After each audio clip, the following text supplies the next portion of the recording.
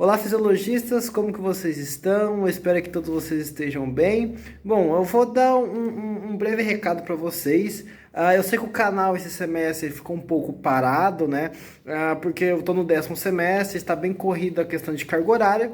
Então eu estou trazendo aqui para vocês algumas aulas em que eu desenvolvi, na qual eu fui convidado. Por exemplo, o último vídeo do canal, nós temos aí um repasso que eu dei numa turma particular de medicina interna. E agora eu estou trazendo para vocês uma aula muito especial, uma aula muito bacana sobre as hepatites virais, ok? Essa aula eu dei presencial para uma liga de cirurgia, né? E eu espero que vocês gostem desse tipo de vídeo, né? O mais interativo ali que eu estava fazendo com os alunos, né? Mostrando mais a parte da sala de aula, ok? Então, antes de mais nada, pessoal, deixa o like se você gostou desse vídeo, se te interessa, compartilhe com o seu colega que vai ajudar o canal também, ok? Vou deixar vocês curtindo esse vídeo. Tchau, tchau! Um pouco mais clínico, para quem gosta de clínica, eu acho que é só eu nessa sala, mas tá bom. Eu também gosto. E é isso, vamos começar então sobre hepatites virais, para quem conhece sobre o estado Henrique. Vamos lá. Então, igual a gente começou nas últimas aulas, a gente fez um breve repasso anatômico, um breve repasso fisiológico também, a gente vai focar em alguns detalhes importantes da anatomia e histologia do fígado, mas igual foi de doenças inflamatórias intestinais, só o que é importante mesmo. E a gente começa desde o ponto de vista da vascularização hepática. A vascularização hepática, e tem grandes anatomistas aqui medidores, sabe que a vascularização hepática é um pouco diferente dos outros órgãos. A gente tem principalmente 30% da vascularização arterial é feita pela artéria hepática, em comparação com 70% da veia porta. Já é diferente, porque a gente não pode falar que uma veia é a principal fonte de irrigação de um órgão. Aqui graças à veia porta. Né? A veia porta, que só faz um breve repasso, eu não sou a melhor pessoa para falar sobre isso, mas a gente tem a veia esplênica aqui, que vai confluir juntamente com a veia mesentérica superior. Existem livros que falam sobre a contribuição da veia mesentérica inferior aqui, que formam o tronco esplenomesalárico, mas não importa muito. O importante é que a gente tenha a formação da veia porta, e essa veia porta vai se ramificar, inclusive esse fígado está bem feio, já deve estar com cirrose já, mas a gente vai ter a ramificação da veia porta. A gente vê só, a gente está falando de ramificação de veia, o que não é comum, né? Porque quem ramifica é a artéria, quem conflui é veia, né? Então a gente já vê que a veia porta já é diferente por causa disso. O sistema porta, para quem não sabe, eu acho que de novo eu esqueci meus canetões, quem tem para contribuir para a gente? Muito obrigado. Então, a gente tem normalmente na circulação, vamos colocar aqui, geralmente uma artéria, que vai se ramificando cada vez menor, formando a arteríola, né? E depois a gente tem os capilares, e depois conflui novamente, tudo isso em vênulas, e depois veia. O que é o sistema porta, na verdade? É o contrário, a gente tem a veia se ramificando, em novas veias, ela se ramifica em um sistema. Então é veia, depois vem a artéria, depois vem outras coisas. Alguém sabe algum exemplo, por exemplo, de sistema porta no nosso corpo? Hipotálamo. O nosso eixo do hipotálamo e hipófise tem o sistema porta, que é várias veias também ramificando. Então são as duas exceções do nosso corpo. Ok? Então, falando um pouquinho da parte mais histológica do fígado, a gente já consegue ver o seguinte, que quando a gente falou lá na primeira aula que a gente deu no começo do semestre, parece que já tem mais de um ano, né? Que a gente falou de glomérulo, o glomérulo é uma unidade funcional do rim, né? Na verdade, o glomérulo é a unidade funcional do rim. E quando a gente fala de pulmão, é o alvéolo, né? E quando a gente fala de fígado, a unidade funcional é o lóbulo hepático, não é o hepatócito. O hepatócito forma o lóbulo hepático. Isso aqui é um lóbulo hepático, pessoal. A gente consegue ver o seguinte: lá no segundo slide nós temos vários hepatócitos, certo? E esses hepatócitos, eles se separam, deixando um espaço meio sinusoidal, porque nesse espaço sinusoidal é onde vai estar nossas arteríolas pequenininhas, na verdade nossas vênulas, que são os capilares sinusoides, ok? E aí, justamente é importante, porque quem não lembra muito de histologia, nós tínhamos 3 tipos de capilares. Nós tínhamos aqueles capilares que as federações são muito pequenininhas, que quase não deixavam passar nada, principalmente, por exemplo, no cérebro, que a gente precisa de glicose e só, glicose e oxigênio. Nós tínhamos outros tipos de capilares, na qual as fenestras eram um pouco mais calibrosas e que deixavam passar mais nutrientes, e nós tínhamos os capilares quase que totalmente descontinuados, que eram os sinusoides. Ora, a veia porta, que recebe o sangue de todo o intestino, recebe aminoácido, glicose, albumina, ácidos graxos, então essas substâncias são muito grandes. Então os capilares sinusoidais, eles passam entre esses espaços sinusoidais justamente para mandar os nutrientes. Aí a gente vai dar uma afastada, e aí aqui a gente já consegue ver o lado hepático todo completão. Ele é realmente em formato de hexágono, tá? E que, veja só, em cada entrada que nós temos um espaço porta, onde fica basicamente nos ângulos do nosso hexágono, nós temos uma tríade, né? Nós temos um paquete, não é vasculo nervoso, mas é um paquete. Na qual, olha só, nós temos a artéria hepática entrando, diferente do que a gente é acostumado, a veia porta entrando, né? Se a gente estava falando de veia, a veia deveria sair. Não, porque a gente já falou que a veia porta se ramifica, ela está entrando no fígado. Então, veja só, nós temos a artéria hepática, nós temos a veia porta, e quem está saindo é quem? O ducto biliar, né? Onde a gente vai ter, por exemplo, depois, com o ducto biliar direito e esquerdo, com o colero, o comum, colero, e aí vai. Então, veja só que aqui a gente está tendo a irrigação. Veja que formando os sinusoides nos espaços entre que eram os hepatócitos, vamos ver novamente, tá vendo? É aqui que está passando os sinusoides, ok? E eles vão, a artéria e a veia porta, vão em direção a um lugar central, a veia centro, que está no centro do lóbulo, né? Que a gente vai chamar de centro lobular. Então, onde nós temos o paquete é o espaço porta, que fica nos ângulos do hexágono. E eles vão confluir para uma veia comum, que é a veia centro-lobular. Depois isso vai ser ramificado, vai drenar na veia cava, e é o normal que a gente conhece, ok? Um corte histológico, para quem gosta, veja que é realmente o que nós estamos dizendo. A gente consegue ver os hepatócitos minúsculos e esses espaçozinhos, que é basicamente esses espaços onde estão os capilares, né, os sinusoides. Em cada angulação nós temos o espaço porta, e no meio a veia centro-lobular. Tranquilo? Aí, vamos falar um pouquinho agora de fisiologia, que é o que é importante para a gente entender quando o fígado está afetado. O que acontece? A gente sabe, a gente já conhece isso, de tantas vezes a gente ouve até nossa avó falar, que o fígado é responsável por fazer a detoxificação, né? Quem nunca viu aquele shake maravilhoso que os vendedores vendem, né? Que vai limpar seu rim, seu fígado, seu coração, tudo. Não é verdade. A gente já tem um detoxificador natural, que é o rim e o fígado. Tá? Não vai ser balela, que vai alcalinização do sangue. Se você alcalinização do sangue, você morre, basicamente. Então, por isso eu coloquei uma vassoura, né? Quais são as principais funções de depuração que a gente pode falar também? O fígado é responsável de transformar a amônia em ureia, né? A amônia que é o metabolismo das proteínas, que basicamente compõem o nosso corpo, então toda hora nós estamos produzindo proteínas e produzindo o metabolismo de proteína nitrogenado, a amônia. Nosso fígado converte em ureia. Por quê? A amônia é muito difícil de secretar no nosso rim, muito difícil. Mas se ele converter em ureia, é mais fácil, mas nós sabemos que o rim é capaz de eliminar a ureia. O que acontece? Se nós temos uma agressão hepática, é natural que a gente entenda que não vai ter essa conversão. A amônia vai começar a acumular. Isso já vai ser importante porque a amônia é uma grande substância neurotóxica.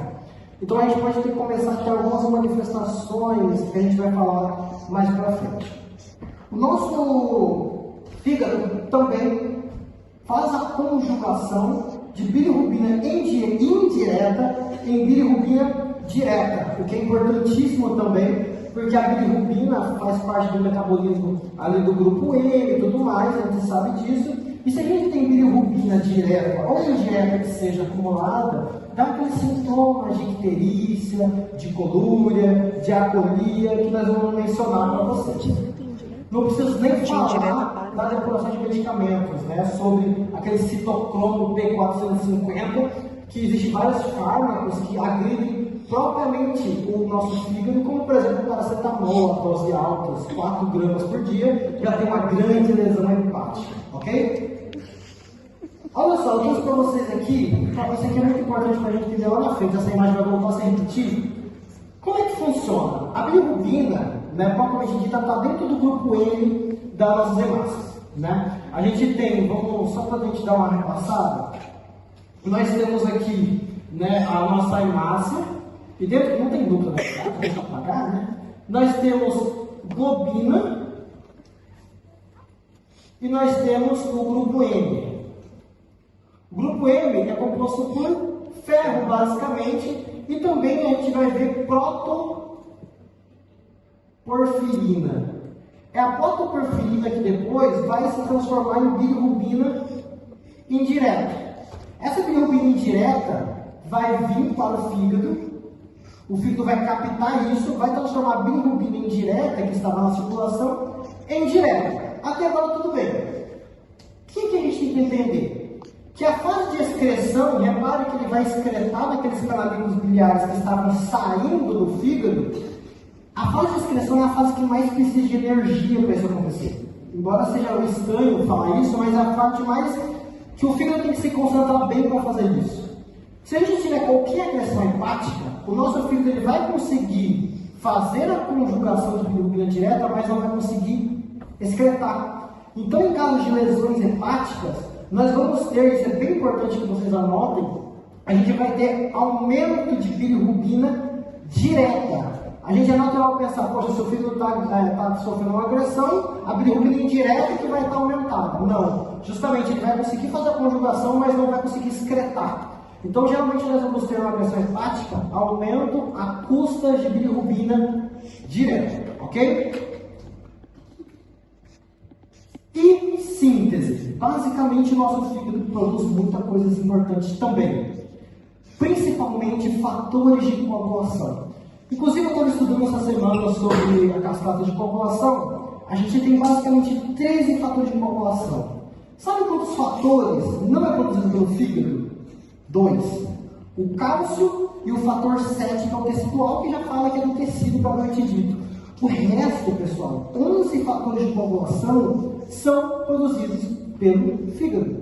Fatores de coagulação, como o nome já fala, a gente tem um sangramento e nós não temos os fatores de coagulação funcionando, a gente vai tender a sangrar. A gente vai tender a ter um exame chamado INR, ou também chamado TAP, tempo de alongamento da protrombina, aumentados. Eles vão estar aumentados. O que significa? Se esses fatores estão faltando, demora mais para conter o sangramento. Isso é importante para a gente entender mais lá na frente. Outra coisa que o nosso fígado produz também é a albumina. Poxa, a gente sabe disso, né? E a albumina é responsável basicamente por manter a pressão coloriosmótica no nosso plasma, né? E a pressão coloriosmótica que segura o líquido nos nossos vasos sanguíneos. Se nós não temos a albumina nos nossos vasos sanguíneos, esse líquido não vai ficar preso aos vasos e vai extravasar. É comum pacientes com uma insuficiência hepática crônica ter ascite. Por que não? Porque nós não temos albumina segurando isso, ok? Ou edema de membros também, é muito comum que isso aconteça. E por fim, né, mais descritas de 4.000 funções que o fígado é capaz de exercer, mas para nós entendermos as manifestações clínicas hoje, é importante também falar da produção de glicose, né? Pacientes com insuficiência hepática pode tender a hipoglicemia também, ok? Tranquilo até aqui? Beleza? Sejam bem-vindos. Imagina. Vamos lá, vamos falar agora do tema principal da nossa aula. São as hepatites virais. A gente vai falar basicamente, vamos brincar de duplinhas hoje, né? Que eu estava falando pro pessoal. Fisiologia, anatomia. A gente vai falar de hepatite dos vírus A e E juntos, depois B, né? A e E juntos, B e D e C. a hepatite C. Hepatite em si, o nome hepatites, ou seja, uma inflamação hepática, pode ser causada por qualquer coisa, pessoal. Pode ser causada por qualquer outro vírus, citomegalovírus, Epstein-Barr, qualquer outro vírus, bactéria pode causar. Nós vamos falar hoje dos vírus que a gente chama de hepatotróficos por natureza. São vírus que vão causar dano hepático por natureza. São eles, esses aqui. Ah, pode ser causado hepatite por medicamento? Pode. Hoje a gente vai falar basicamente dos vírus hepatotróficos por natureza, que são esses aqui. Vamos lá. Primeiro, nós vamos falar de uma visão geral, que é muito isso aqui. As outras é importante saber cada hepatite, é óbvio que é, mas isso aqui também é fundamental, vocês vão entender. Vamos falar da visão geral. Não vamos falar de nenhuma doença agora, né? Vamos falar mais ou menos o que elas trabalham em comum entre elas, ok? Definições. Eu costumo falar o seguinte, pessoal, vamos ocupar o nosso cérebro com coisa que importa, né? Por que eu vou colocar a definição de hepatites viral aqui? A gente já sabe. It é o quê? Inflamação. Hepatite significa o quê? Fígado. Fígado, viral, bactéria. Não, né? Então, não coloquei a definição de hepatite viral por causa disso. Vamos ocupar o nosso cérebro com o que importa. A primeira definição que a gente vai falar é o tempo de evolução da doença. E isso em toda A, B, C, D, E, F até Z é o que a gente vai falar de agressão de acordo com o tempo. Nós falamos com agressão, nós falamos com agressão aguda, ou seja, uma hepatite aguda, quando nós temos um tempo menor do que 6 meses. Nós falamos com a hepatite crônica, quando é maior do que 6 meses. Veja que a gente tem um tempo bem considerável, né? Uma agressão aguda ser 6 meses, ok? E aí a gente tem algumas características importantes. Dentro da hepatite crônica, nós temos essas duas entidades aqui. B e a C, a hepatite B e a letra C, são as que mais cronificam. Sendo que dessas duas, a hepatite C é a que mais cronifica de todas. A, B, D e E, a hepatite C é a que mais cronifica. E é a que mais causa cirrose. Então fica fácil para a gente entender que a hepatite C é a que mais cronifica e é a que mais causa cirrose. Tá? Hepatite B pode cronificar? Pode. Mas a que mais vai fazer isso é a hepatite C. A hepatite A nunca vai cronificar. Hepatite A não vai cronificar. Geralmente é doença de criança, a sua fisiopatologia é bem simples, então não vai cronificar nunca, ok? E agora, nós vamos falar de um tema que eu creio que vocês já ouviram falar, e muitas vezes a gente tem alguns termos que a gente fala de forma meio... não sabe o que significa, mas vamos falar, né? Se a pessoa tem uma hepatite fulminante, eu nem sei o que é, mas teve, tá? Não tem hepatite fulminante. Mas a gente tem que entender o conceito. O conceito de hepatite fulminante é o seguinte: um paciente que adquire, seja qualquer a carga viral, A, B, C, D, E, e que tenha uma encefalopatia menor do que 8 semanas, ou seja, pegou hoje, daqui 2 meses teve uma encefalopatia, isso é uma hepatite fulminante. Por quê? Por causa da amônia que nós falamos. Lembra que tudo que eu tento falar aqui não é trazer preciosismo, mas é realmente implicar. Porque a gente tem uma falha muito grande no processamento da amônia, e a amônia é neurotóxica. E também, o que pode nos dar uma pista de que esse paciente está mal é o que? O alargamento do tempo de ativação da protrombina, ou INR, que é o que? Defeito da cascata de coagulação. Afinal, o fígado produz 11 fatores de coagulação. Então, quando o paciente está mal e tem uma encefalopatia em menos de 2 meses, né, 8 semanas, e alargamento do tempo de protrombina, esse paciente tem uma encefalopatia hepática. Oh, perdão, uma encefalopatia não, uma encefalopatia por causa fulminante, ok? Quem mais faz isso? Hepatite B, ok? Então, a gente vai perder bastante tempo nessas duas, B e C basicamente, ok? Eu não pensei que tinha pausado, né? Passado. Então aqui, quem mais cronifica? C, porque a C é a que mais cronifica, a que mais causa cirrose. Quem mais fulmina é a B. Tranquilo? Beleza? Vamos ver o que mais temos aqui. De história, de visão geral, nós temos que entender a história natural de todas elas. Varia um pouquinho, mas no modo geral é isso. Eles têm um período de incubação de 1 mês ali a 12 semanas, 3 meses, por ali, ok? E de modo geral eles vão ter 3 fases. Isso aqui é o cerne da aula, pessoal. É o cerne, quer ver? As 3 fases são o seguinte. Nós temos um período chamado período prodrômico. Nós temos um período chamado período ictérico, e nós temos um período chamado de convalescência, tá? Isso é muito importante. E aí, é claro, nós vamos falar de cada uma dessas fases. Alguém sabe de semiologia o que significa pródromo? Inespecífico. É um sinal, sintoma inespecífico. Inespecífico, isso. Eu gosto de falar, não é a mesma definição, mas igual a áurea da cefaleia, né? O paciente que tem uma cefaleia crônica, às vezes começa a ter uma perturbação visual, uma tontura, fala, vai chegar na cefaleia daqui a pouco, dito e feito, né? Acho que alguém já viveu isso. Pronto, é mais ou menos a mesma coisa. É aquelas manifestações clínicas inespecíficas até a manifestação propriamente dita da doença. Isso é a fase prodrômica da hepatite. E poxa, é inespecífico pra caramba, né? Febre, fadiga, sintomas gastrointestinais, como diarreia e artralgia. Isso aqui a gente atende todo dia na clínica da UCP. Todo dia a gente vê uma pessoa assim, né? Não é nada de específico. Mas aí, se a gente tiver uma boa saber a epidemiologia e uma luz ou um chute, a gente começa a ver nessa fase o começo do aumento das transaminases, né? Que eu acabei mencionando para vocês. Vou trazer aqui para vocês aqui meio de cabeça. Eu não vou saber os valores de referência, se alguém souber, pode falar. Como é que eu vou avaliar a funcionalidade renal? Né? A funcionalidade renal eu posso avaliar, que eu já mencionei.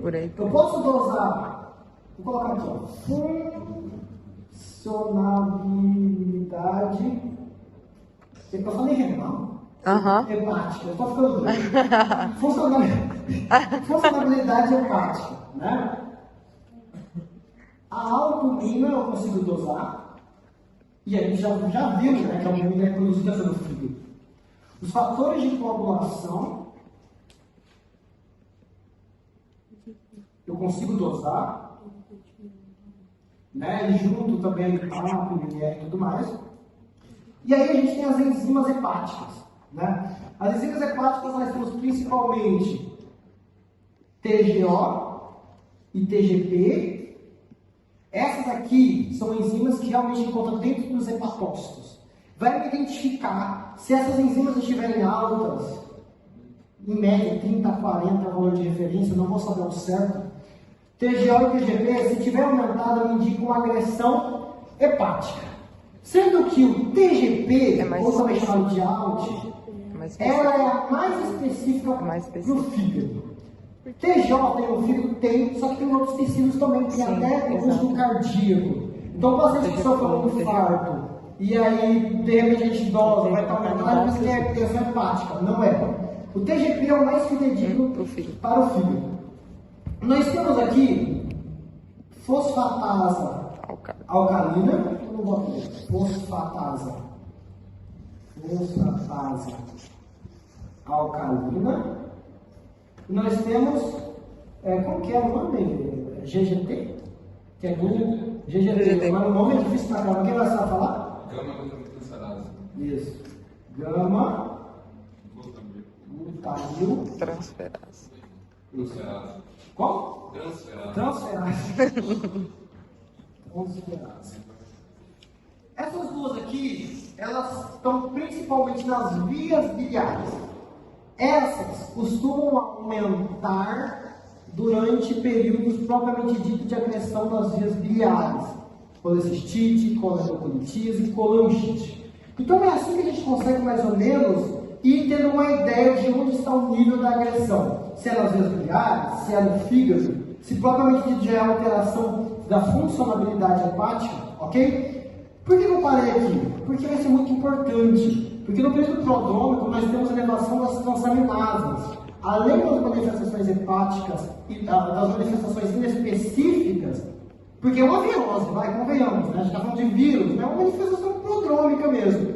Nós começamos a ter alterações que nos mostram a agressão dos hepatócitos, tá?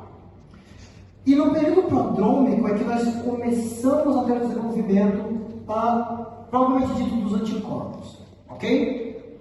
Na fase ictérica, o nome já diz, olha só, nós começamos a ter um aumento da bilirrubina direta, que a gente mencionou, ok? Eu trouxe aqui para vocês de novo, tá aqui. Por que a gente vai ter um aumento da fase da bilirrubina direta? Porque a fase da excreção é a fase que mais precisa de energia. O nosso hepatócito ele consegue conjugar bilirrubina indireta, mas não consegue excretar. Parece que o vírus, isso não está bem estabelecido, mas parece que o vírus dá uma impedida dessa excreção. E aí nós temos um aumento, geralmente, da bilirrubina, eu não coloquei bilirrubina aqui, né? Mas tá, da bilirrubina direta, começa a aumentar, propriamente dito. A bilirrubina direta vai estar baixa e a bilirrubina direta vai começar a aumentar. E aí, gente, obviamente, se nós temos aqui, esse aqui não conseguimos, nós vamos ter para trás aqui um aumento da bilirrubina direta no sangue e nós vamos ter uma diminuição da bilirrubina direta onde? Propriamente dito nas vias biliares. No sangue a gente vai ter o quê? Bilirrubina tem uma coloração amarelada, é a bilirrubina que dá coloração amarelada, principalmente amarelada a coloração das nossas fezes e também da nossa urina. Se isso aqui não está conseguindo ir para nossas vias biliares, mas está acumulando no nosso sangue, a gente vai começar a ter, propriamente dito, icterícia. E se está no nosso sangue, esse sangue certeza vai passar nos nossos rins. Nós vamos ter o quê? Colúria. Cor, né? Úria, urina. Nós vamos ter uma coloração mais escura. Os livros falam Coca-Cola, mate, enfim. E se a gente não consegue excretar a bilirrubina no nosso canalículo biliar, nós vamos ter diminuição dessa bilirrubina nas fezes, fazendo uma acolia. Se eu vejo acolia, aí o paciente com inflamação hepática, dor hipocondríaca, é igual aquela história da doença inflamatória intestinal. Esse cara aqui está com uma colecistite. Vamos investigar, vamos pegar no feio. Não é errado, pensando mais comum. Mas se tiver uma coisa um pouco diferente do que o normal, que nós vamos ver até algumas questões, uma mulher de 19 anos, 18 anos, ter cálculo biliar não é o comum. E aí a gente pensa que é uma alteração das vias biliares e essa pessoa está debutando com uma hepatite. A gente vai ver isso. E aí aqui, se na fase prodrômica começar a fomentar as transaminases, aqui aumenta pra caramba. Mais de 10 vezes o valor de referência. A fase de convalescência é bem interessante. A fase de convalescência é o seguinte: ou esse paciente vai melhorar, vai ter uma imunidade natural, vai melhorar como a maioria das hepatites, a pessoa melhora, vai se curar, ou vai cronificar. Quem mais cronificava? B e C. Da B e C, quem mais cronificava era B. a C. Ok? Oi? Ah, é fulminante. A gente deu spoiler sem querer. Eu vim olhar um notebook para ver os vários tristeza. Isso é muito importante. Eu trouxe muita questão. Eu lembro que na última aula vocês ficaram felizes quando começaram a acertar a questão da revalida. Eu trouxe fresquinho para vocês, pessoal. Fresquinho. Mas, Gustavo, a gente não falou de nada ainda. Mas dá para a gente saber pelas manifestações gerais. O jeitão da hepatite. Vamos lá, ó. Uma jovem com 19 anos de idade chega para uma consulta de atendimento por icterícia, desconforto no quadrante superior direito do abdômen.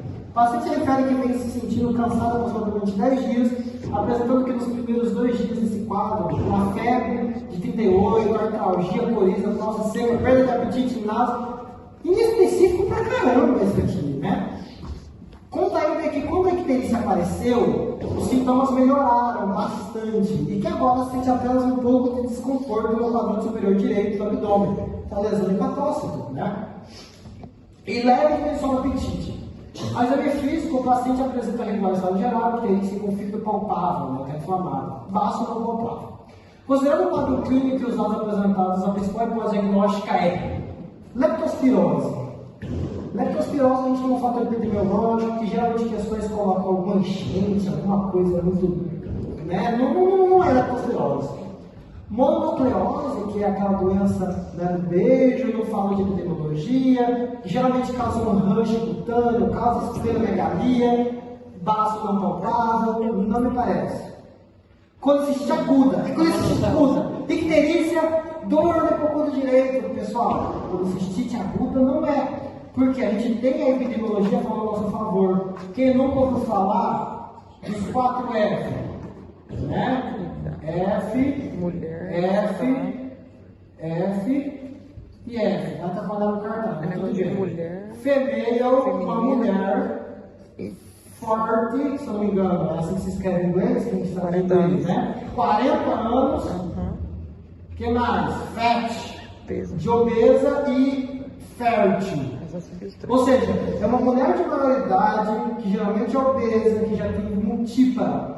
É o nosso caso, nossa paciente? Não. 19 anos. Somente sabendo as manifestações, eu não sei nada aí de hepatite, ele nem começou a falar, mas a gente conseguiu responder a última questão de hepatite do Evangelho. Não, você conseguiu. Eu não consegui, não. Eu não consegui. Mas eu entendi agora. Mas eu já ia peidar na farofa, porque eu nem sabia. Vamos começar agora a nossa brincadeira. Vamos começar a falar sobre o nome antes. Alguma dúvida até agora, pessoal? Não.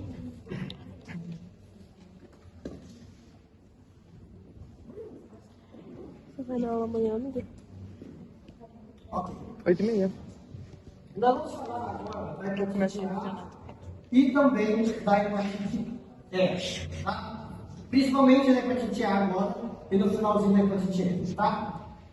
Muito bem, hepatite A, basicamente, lembra daquela que a gente falou? Hepatite A nunca cronifica, isso já é importante a gente saber, principalmente transmissão fecal-oral, né? Onde fala isso. Pessoas, a Ministério da Saúde fala que deu uma bela de uma diminuída da hepatite A, porque tinha muito aquela questão do saneamento básico. Claro, tem muita coisa que melhorar ainda no Brasil, mas isso de 40 anos para cá melhorou muito de vista. Essa doença é mais de quem? A gente não tem o costume de não lavar a mão e colocar o dedo na boca do nosso amiguinho, né? Pelo menos eu acho que ninguém tem esse problema aqui. Mas quem tem? Criança. Criança, né? Então essa doença é mais restringida à criança, tá? Raramente sexual, raramente parenteral, porque é uma doença predominantemente de criança, né? E aí a manifestação clínica é bem tranquila. A gente tem 4 tipos de apresentação clínica. A grande maioria esmagadora dos casos é a forma sintomática. Talvez aqui alguém de vocês tenha hepatite A e nem sabe, nunca teve nada, né? Porque depende muito da imunidade também. De verdade, os estudos falam, se a gente tirar um exame de sangue aqui, fazer dosagem de hepatite A, muito provavelmente bastante pessoas aqui vão estar positivas para hepatite A, tá? A forma sintomática, pessoal, é 10% dos casos. Forma sintomática como? Aquelas manifestações específicas. Por isso que a gente falou. A forma fulminante, 0,35% dos casos, não chega nem a 1%. E o que a gente tem que entender? Que nunca vai cronificar. Então é uma doença bem autolimitada. Ela se cura sozinha, né?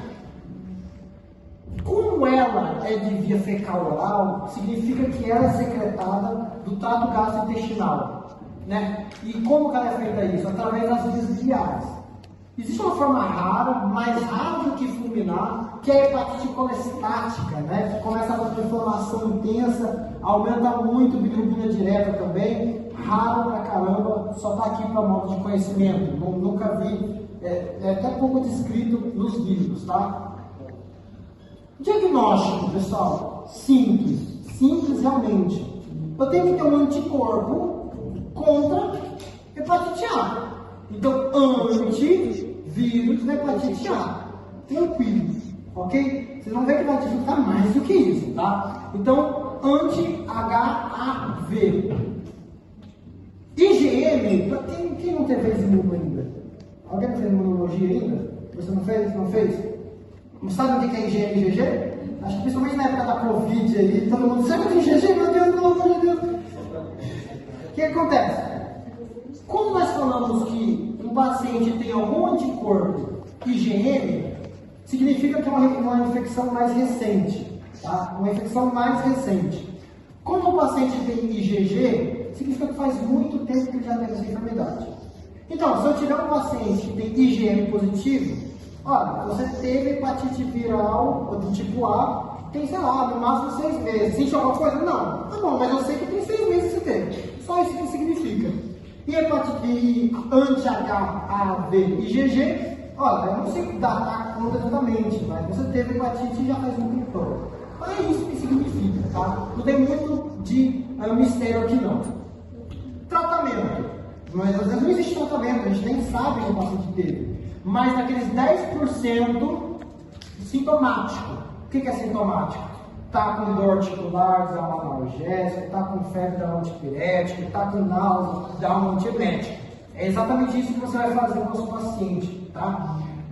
E isso é criança, né? Se a gente vê que um paciente, uma criança, está com hepatite A IgM, ou seja, provavelmente tem um pouco de 1 mês, 2 meses, a gente vai afastar essa criança das atividades, ou seja, não leva essa criança para a creche, tá? É isso que a gente vai fazer. Então, antes de a gente continuar, uma breve revisão. Transmissão fecal oral, principalmente em criança, assintomática na grande maioria esmagadora das vezes, 10% sintomático. Como que eu vou dar o diagnóstico disso? Anti-HAV, antivírus da hepatite A. IgM recente, IgG já era ter uma cicatriz de um pouco mais de tempo de evolução. E vou afastar das atividades como o tratamento. Vamos fazer profilaxia. Como é que eu vou fazer a profilaxia? Vacina, né? E a vacina que nós temos, no segundo, igual só para quem vai entrar em pediatria, que vocês têm que saber o calendário vacinal do Paraguai e do Brasil, que é um inferno, né? Vocês vão atender gente na clínica do Brasil e do Paraguai, né? No Brasil, a gente tem uma dose única para hepatite A aos 15 meses, segundo o PNI, que é o Programa Nacional de Imunização.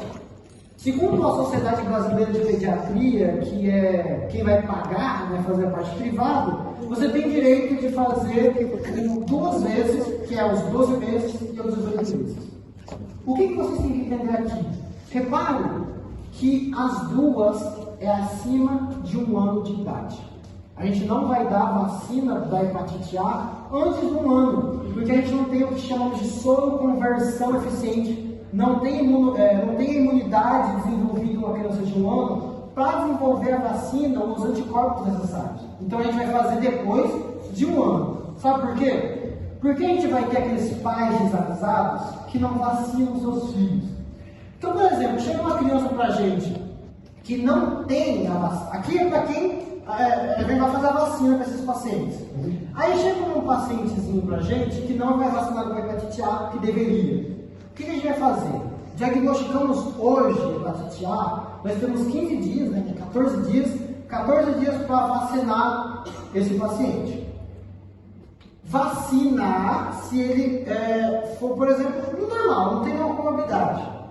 Se ele for imunodeprimido, ou seja, um paciente que tem maior do que 1 ano, e sei lá, tem leucemia, e não é vacinado para hepatite A, nós vamos dar vacina mais imunoglobulina, isso aqui é IG, mais vacina mais imunoglobulina para hepatite A, se imunodeprimido. Se a gente diagnosticar um paciente menor do que 1 ano, lembrando, aqui não tem a vacina maior do que 1 ano, nós não vamos dar vacina menor de 1 ano, nós vamos fazer o quê? Apenas a imunoglobulina. Pegaram? De novo, vacina aos 15 meses. Não vacinei, a gente vai ter 15 dias para vacinar esse paciente. Se ele é um paciente saudável, só vacina. Se ele for imunodeprimido, vacina mais imunoglobulina.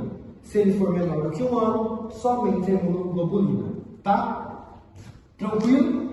Beleza? Cadê a hepatite E? Aqui. É só isso que a hepatite E. Por quê? Não é endêmico no Brasil. Estados Unidos, México, Ásia. Não temos casos de hepatite E aqui no Brasil. Temos um caso, acho que em 2012, se não me engano, acabou com a cepa, nunca mais. Porque não é endêmico, não é a nossa doença de base. Nossa doença é dengue, malária. Isso aqui é doença de país rico. tá? A hepatite E é similar a tudo que nós mencionamos aqui. Claro, o anticorpo não vai ser anti-HIV, vai ser anti-HIV, né? Pelo amor de Deus. Né? E não é HIV, gente. HIV. Anticorpo, antivírus da hepatite é idêntico. Só que com uma diferença. Na gestante, costuma-se fulminar 20% a mais. Ou seja, não é o nosso caso aqui, porque a gente não vai atender pacientes grávidas, só quem for nos Estados Unidos, deu a atenção aí que sim, mas assim, se a gente tem nos Estados Unidos e tem uma gestante com vírus da hepatite E positivo, a gente tem que cuidar, porque fulmina muito em gestante. Tá bom? Tranquilo? De hepatite E é isso. Trouxe aqui para vocês o calendário do Brasil, o último que saiu agora mais atualizadinho. Vocês vão ter que decorar isso, vão ter que decorar do Paraguai, e é isso. Eu sei que tá pequenininho de ver, mas está aqui, ó. Hepatite A, antígeno do vírus da hepatite A, uma dose aos 15 meses. Tá bom? Trouxe para vocês verem, depois vocês dão uma olhadinha.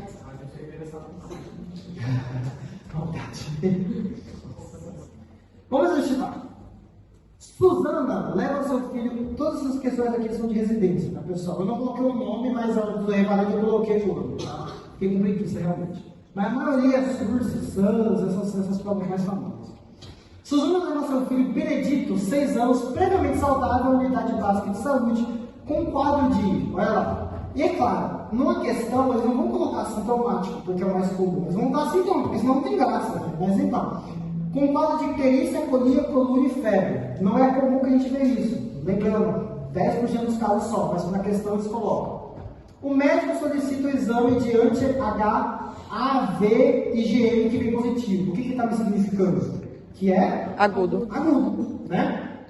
A orientação mais correta para o caso é solicitar anti-HPS e orientar a mãe. Eu nem falei de anti-HPS ainda. Falando em hepatite B, já. Explicar que o risco de cronificação é em torno de 50% dos casos, portanto a criança deverá submeter a tratamento periódico.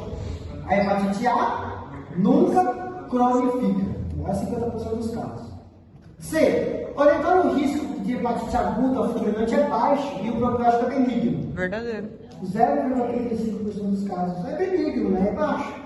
Iniciar o interferon, pelo amor de Deus. Né? Vocês possam ser. Tranquilo. Mais uma, ó. Vai ter muitas questões, se vocês se incomodarem de tudo, tá? Vamos lá. Menino, 2 anos, apresenta vômitos, febre e prostração. As fezes estão mais claras, então aquosia e urina escura. Exames indicam, olha lá, ó, aumento das enzimas hepáticas, né? Não sei qual que é a referência, tá 3.000, gente, é alto pra caramba, né? Bilirrubina, olha só, 5,5. A custa de bilirrubina direta, 5. E 0,5 aqui é da indireta. Então isso significa bilirrubina total de 5,5, a custas de direta. Olha lá, há um mês teve contato com um primo que apresentou hepatite A. O paciente jamais recebeu qualquer vacina, pois os pais são contrários à vacinação. Os marcadores de hepatite não estão disponíveis no momento. Qual é a conduta imediata em relação à criança e à equipe de trabalhadores da creche que esse menino frequenta? Bom, primeiro, a gente deveria afastar as atividades da criança, não levar para a creche. Né? Mas não tem aqui, mas a gente sabe que a gente tem que fazer isso. O que a gente tem que fazer? Para essa criança, quantos anos eu tenho? 2. A criança a gente tem que fazer o quê? Vacina. 15 dias de vacina. Não está falando que tem aqui nenhuma leucemia, nada. Então é só vacina. O que a gente vai fazer para aquela profilaxia de não vacinados? A mesma coisa. Vacina se a pessoa estiver bem. Vacina e imunoglobulina se a pessoa não estiver bem. E se for menor do que 1 ano, imunoglobulina. Essa questão teve muito. Eu estava olhando os comentários dela, estava dando muita discussão. Porque era de interpretar, uma interpretação, olha isso. Letra A. Prescrever imunoglobulina a todas as crianças e todos os trabalhadores. Para todo mundo imunoglobulina. Não. Nós temos indicação para imunoglobulina. Era se fosse menor do que 1 ano, ok? A gente supõe que os trabalhadores não têm menor que 1 ano na creche, né? Pelo amor de Deus. Então, não é. Prescrever vacina da hepatite A para todas as crianças e trabalhadores não vacinados. Tá, mas e se essas crianças aqui já foram vacinadas? Para todo mundo? Ou se for menor do que 1 ano? Não pode prescrever vacina. Mas para todas as crianças tinha que ser assim, para vacinas ou imunoglobulina. E é o que você está falando, ó. Prescrever imunoglobulina e vacina, ou imunoglobulina ou vacina da hepatite A todas as crianças e trabalhadores não vacinados. Ou seja, aqui está falando para a gente dar uma olhada. Vamos dar só a imunoglobulina, ou só a vacina, ou imunoglobulina e vacina. Então isso aqui abrangeu mais a interpretação, e é essa aqui. Até indicar cuidados de higiene, dane-se, não está em só lavar a mão aí, moleque. Não, né? Então teve muita, e a banca não deu recurso. Porque de fato não tem como dar recursos aqui. Porque tem E/ou, ok? Agora aqui está muito decisivo, só vacina, só imunoglobulina. Pegaram? Tranquilo? E a criança que está sem hepatite vai embora. Ainda tem serviço de nem vacinar. Muito bem. Aqui vai ser a parte que demais vai tomar tempo. Então respire. Vamos lá. B, ele por si só é o vírus mais complexo. Sabe por quê? Porque ele é o único vírus das hepatites que é de DNA. E eu não trago informação à toa aqui para vocês vão entender o porquê. Mas, só o fato dele já ser um vírus mais complexo de DNA, vai me trazer um vírus mais complexo. Vai me trazer mais antígenos, mais anticorpos. Então não é porque os pessoal, esses infectologistas gostam de complicar, não. É porque o vírus da hepatite B, ele é um vírus mais complexo mesmo. A principal forma é a forma sexual, né? Principalmente. Seguido da forma vertical, ou seja, quando a mãe infectada por hepatite B passa esse vírus para a criança, e de forma parenteral, não é de parente, parenteral de agulhas contaminadas. É importante saber disso aqui, da parte sexual, porque principalmente nos programas de profilaxia para pacientes que foram abusadas sexualmente, a gente tem um tratamento com tenofovir para amparar esses pacientes de doenças sexualmente transmissíveis, tá? Isso aqui guarda isso aqui. É o único vírus das hepatites que é de DNA. Okay? Então eu estou falando que o vírus da hepatite A, C, D e E são de RNA. Por isso que é mais fácil estudar eles. A gente já terminou duas hepatites já. O vírus da hepatite B é de DNA, portanto ele é mais complexo. E agora começa, que eu tentei trazer da forma mais simples possível para vocês. Esse aqui é o vírus da hepatite B. Tá? Veja que ele tem várias estruturas. No meio a gente tem do envoltório do envoltório do vírus, nós temos o DNA guardado aqui dentro. Repare que a gente tem várias estruturas, né? Nós temos estruturas mais superficiais, nós temos essas estruturas que se encontram mais no coração, ou seja, mais interno, no core do vírus, é assim que se chama, a estrutura core viral. Então significa que ele está no coração, ele está mais interno, está mais guardado. E nós temos também estruturas que estão dentro do vírus, provavelmente dito, dentro do seu envelope nuclear. Antes de começar, vocês sabem o que é, de verdade, a gente está aqui para aprender isso. O que é antígeno, o que é anticorpo? Sabe?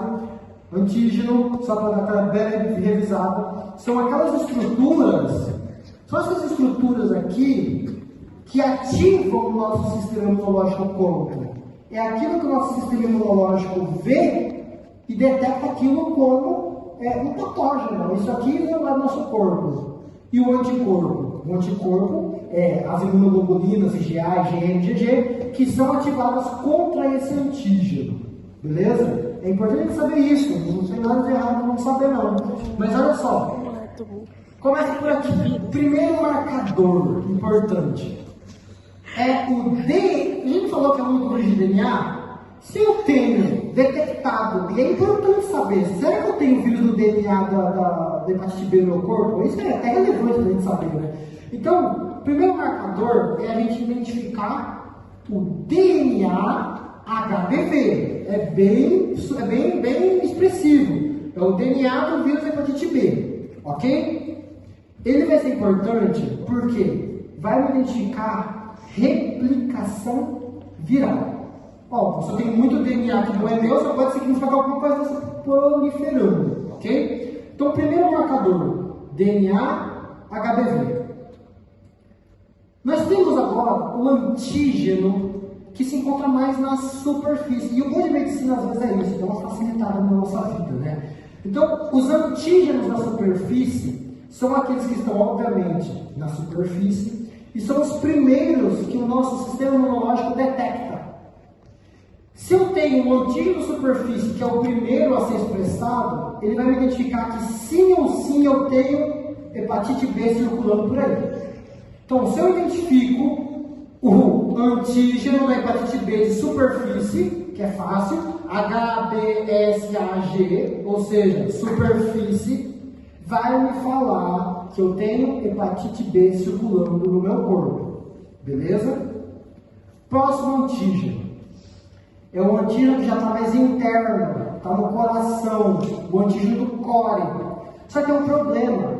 Por ele estar interno, eu não consigo dosar ele. Não consigo, de verdade. Só que eu consigo dosar quem? O anticorpo contra ele. Pegaram? Então, o HBC core AG, ou seja, o antígeno que está no coração do vírus da hepatite B, eu não consigo dosar ele, igual eu consigo dosar na superfície, porque está na superfície, é mais fácil, né? O HBC eu não consigo dosar, mas eu consigo dosar o anticorpo contra ele. O que o HBsAg me identifica? Me fala de um contato, e é fácil, C de core interno, C de contato. Então, se eu tenho, por exemplo, um HBs de superfície que me identifica que eu tenho vírus circulando, e agora eu acho um anticorpo que me fala que eu tenho um contato, suspeito, né? Próximo antígeno. Esse aqui é o antígeno que é essas vesículas, que ela é secretada. Ele é o HBe, que é secretado. O HBe, que é secretado.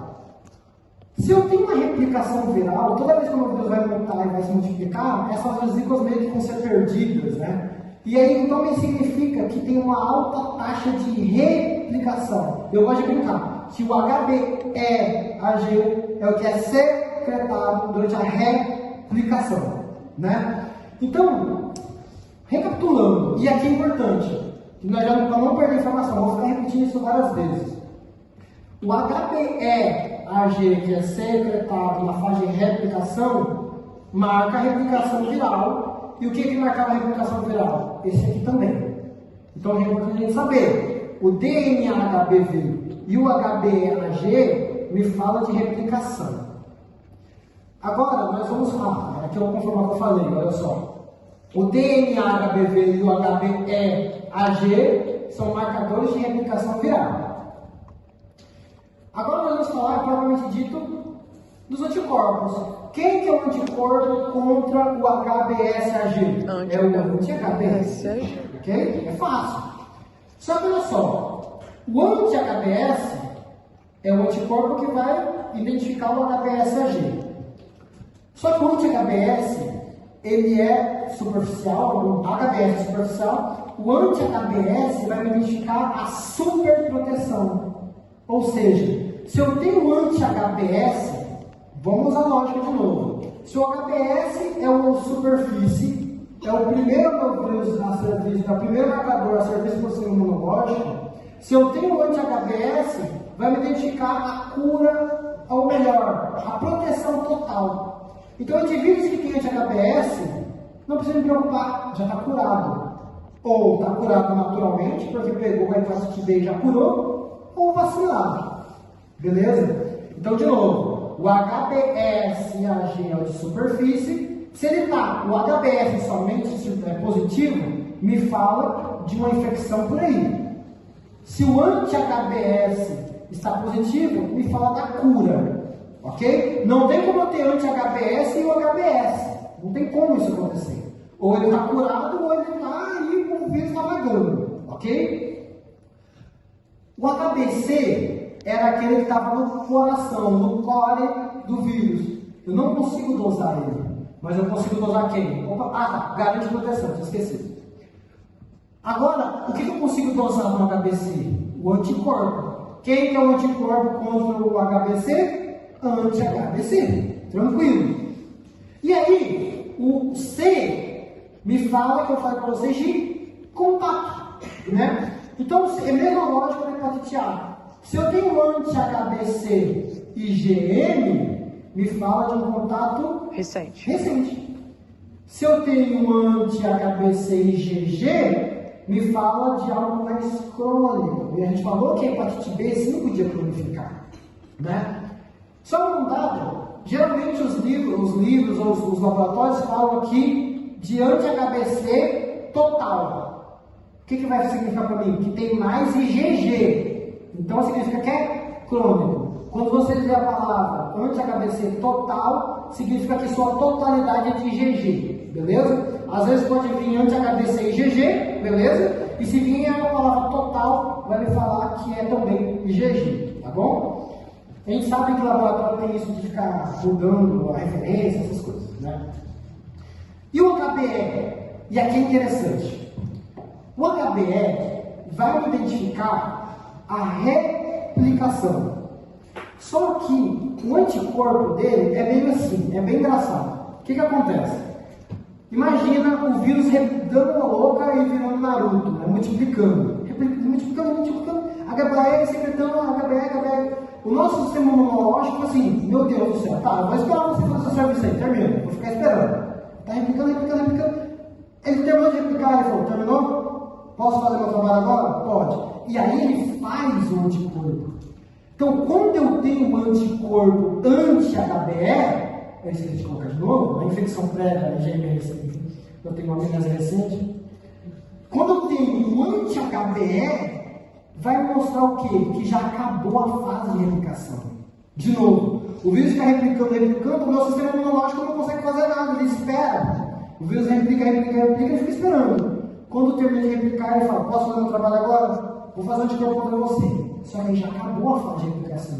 O vírus já tinha que replicar o que já tinha que fazer, já fez, ok? Então, o anti-HBE indica o fim da fase replicativa. Ou seja, já multiplicou o vírus pra caramba. Então, se eu tenho um anti-HBE positivo, caramba, eu perdi a chance de curar esse cara. Esse cara replicou muito, tá bom? Calma, vocês vão ter chance de entender isso aí se vocês não pegaram. Entenderam isso aqui? Alguma dúvida? Vou tentar dar mais forma simples possível, mas vocês vão ter duas chances de entender isso que vocês vão pegar, fiquem tranquilos. Aí a gente vai ter uma escala temporal que eu desenvolvi para vocês. A gente tem mais ou menos, tá? Isso é mais didático para falar. Imagina, então nós temos um contato adquirido de forma parenteral, de forma sexual, ou seja, tem o contato. E aí a importância da visão geral. Nós temos as 3 fases, prodrômica, ictérica e de convalescência. Quem era o primeiro que era visto? O primeiro que está mais exposto, superfície. Então, logo depois do contato, eu já tenho o quê? O antígeno de superfície positivo. Me mostrando que eu tenho o quê? Tenho o vírus circulando por aí. Né? Depois, perto da fase prodrômica já, o paciente já está desenvolvendo sintomas, me aparece quem? O anti-HBC, que me indicava o quê? Contato. Se está na fase prodrômica ainda, muito provavelmente qual que vai estar positivo? IgM. Ok? Então, beleza. E aí, na fase de convalescência já, nós tínhamos 2 chances. Ou curava, ou cronificava. Aqui eu coloquei que ele curava, né? Então, o que vai estar positivo? O anti-HBS de superfície. Indica cura. Ou a cura natural, ou seja, ele passou por tudo isso e curou, ou ele não passou por nada disso, simplesmente foi a vacina que a gente deu, ok? E aí, na fase prodrômica, nós temos também que essa fase de replicação, porque o vírus tem que replicar, né? E o anti-HBE só vai acontecer quando isso aqui acabar, que a gente viu, né? E aí pode ser qualquer lado, eu quero que vocês entendam que não necessariamente o HBE-Ag vai ser secretado só na fase aguda. É por isso que acontece a cronificação, porque ele também pode multiplicar na fase crônica, quando ele já passar para cá da escala temporal. Ok? Tranquilo? Mais uma chance para a gente entender que isso aqui é importante pra caramba, mas tá, calma. De novo, mais uma chance. HBS, agora vocês vão responder para mim. HBsAg, o que ele vai me significar? Contato, superfície. Isso, contínuo de superfície. O que ele significa? Presença de vírus circulando por aí, ok? Então me fala, hepatite B, esse cara tem hepatite B, me fala que eu tenho a presença do vírus. E se eu tiver um anti-HBs? Já tem um anticorpo contra HBs. O que ele significa? Está curado, né? E aí é curado, ou está curado naturalmente ou na vacina. E a gente vai entender essa última frase aqui. Se o único marcador presente é o anti-HBs, me fala que é vacina, tá? Anti-HBC, o que significa? C de core. E significa o quê? Contato. Então me fala um contato prévio. Se for IgE, é recente. Se for IgG, crônico, né? E o HBr significa o quê? Replicação, né? Beleza? Agora vamos entender isso aqui. Nós temos 4 possibilidades. Desse paciente que tem uma infecção aguda, desse paciente que tem uma infecção crônica, ou desse paciente está curado, ou desse paciente for vacinado, né? Muito bem, vamos lá. Isso aqui, cara, nossa, isso aqui dá uma dor de cabeça, uma primeira vez que eu estudei, vamos lá. Se esse paciente está na fase aguda, pode olhar aqui, não tem problema não. Vocês acham que o HBs, que é o de superfície, o antigo de superfície, vai dar positivo ou negativo? positivo. Pô, faltou um pouquinho, gente, eu não me realizar, né? Vamos lá. E o anti-HBs significa o quê? Fim da replicação celular, ok? Agora sim, vamos lá. HBsAg, se ele está na fase aguda, e é o de superfície primeiro a ser visto, ele está positivo ou negativo? Positivo. Se é agudo, o de contato higiênico vai estar positivo ou negativo? Se é agudo, positivo. E o crônico vai estar positivo ou negativo? Negativo. Vocês estão certos, tá? Vocês estão certos. Mas repare, só para vocês não ficarem assustados. Esse aí que você vai falar que vai ser o marcador presente só da vacinação, não é? Hã? Tipo assim, daí se aparecer só ele. Porque é só esse aqui, ó. Isso. Né? Esse aqui que eu tô falando é o seguinte. Imagine, qual que era o marcador de agudo? HBs. Agudo era 6 meses. Não, aqui eu não especifiquei a pergunta. Mas agudo, 6 meses. Né? E crônico? Mais 6 Mais meses. 6 meses. Então, e se eu pegar um paciente com 5 meses e 28 dias? Eu posso ter o IgG muito fraquinho e começar a produção do IgG, certo? Então, na fase aguda, vai depender do tempo que eu vou diagnosticar. Então, não se espante se você ver na fase aguda, por isso eu coloquei, pode estar positivo ou negativo. Se estiver positivo, significa que ele está quase indo para a fase crônica já. Mas vocês estão certos. O correto mesmo é que na fase aguda o IgG esteja negativo. Na fase aguda, ele está com tosse, catarro, está com enzimas aumentadas. O que significa isso aqui? Proteção. Está positivo ou negativo? Negativo. Negativo. Ele não curou ainda, muito pelo contrário. Muito bem. Aí esse paciente começou a aplicar, começou a piorar, evoluiu para mais de 6 meses. Está com a doença, vai ter mais de 6 meses. Forma crônica. O HBs vai estar positivo ou negativo? Negativo. Ele está crônico. Ele está com a doença ainda, gente. Mas o vírus então está circulando. Ele está circulando cronicamente. Ele está aí replicando na circulação. Entendeu? Não é porque está crônico o vírus. Deixa uma fênix aqui de boa aqui. Ele está com vírus. É por isso que causa cirrose. Por isso que a gente vai ver que causa carcinoma. Porque o vírus fica ativo. Então, se ele está ativo, a superfície dele está ali expondo ainda, ok? Só que agora é crônico. O IgE vai dar como? Negativo. Negativo, né? E o IgG? Positivo. Agora sim. Entenderam o que eu quis dizer? Entenderam que dependendo do tempo, isso aqui pode estar positivo também, agudo, beleza? Ele está crônico, está curado? Não. Não, né? Ok, agora ele curou naturalmente, ou seja, ele passou pela fase aguda, fase prodrômica, fase quitérica, maior de 6 meses, cronificou, só que aí ele curou sozinho, ele tem uma unidade de fé, curou sozinho, naturalmente. Agora, quando a gente cura, agora sim, nós não temos o vírus. O HBS vai estar como? Negativo. Vai estar negativo. E agora é crônico. Como é que vai estar? Ele curou, mas ele teve que passar por 1 ano com essa doença, né? O IgE ele vai estar como? Negativo. Negativo. E o IgG? Positivo. Positivo. E o anti-HBS? Positivo. Positivo. Pegaram? Sim. E a vacina agora? Poxa, a criança nasce, nem saiu ainda, nem comeu, nem tomou uma coca ainda, né? Ele não teve contato com nada, gente. Vai dar o quê? Vai ter vírus com ele? Não. Vai ter vírus com ele de modo agudo? Não.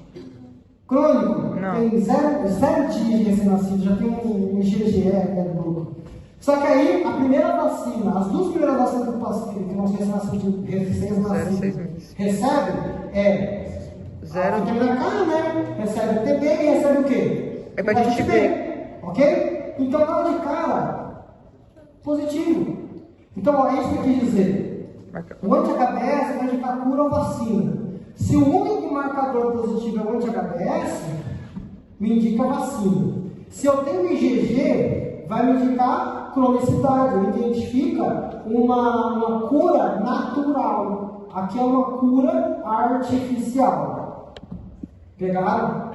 Tranquilo? Isso aqui a faculdade enrola para explicar isso aqui de uma maneira, não é, Emerson? Isso aqui é absurdo. Tranquilo? Vamos fazer algumas questões. Alguma dúvida antes? Não.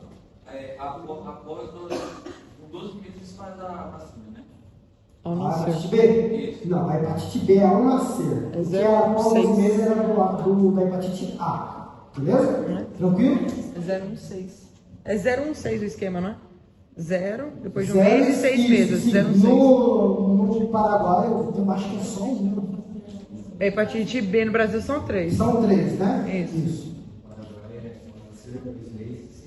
Ah, obrigado. É isso.